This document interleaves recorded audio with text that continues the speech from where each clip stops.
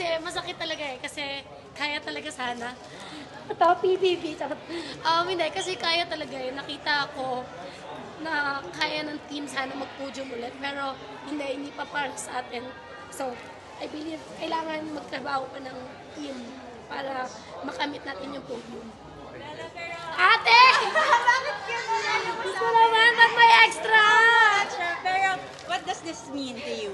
Fighting for the country in the SEA Games, giving it all out there. What does this experience mean to you? Yes, sabi ko po kasi iba pa rin talaga pag pinaglalaban mo yung country mo. Hindi na pangalan mo yung dala mo, kundi buong Pilipinas na kumbaga yung pride kailangan nandun. So kailangan, pag naglalaro, kailangan puso talaga. So nakita ko naman po siya kanina sa game na talagang pinusuan ng team.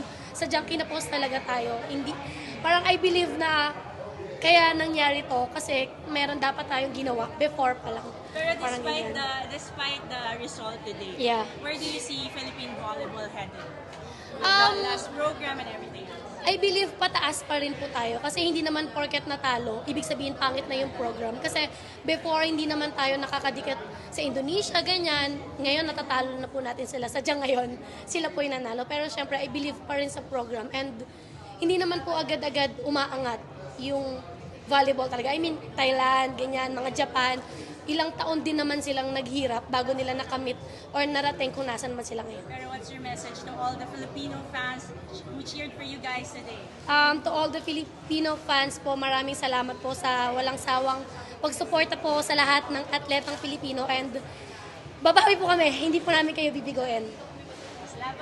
Laban, laban, laban. Thank you, ate. Oh, thank you po.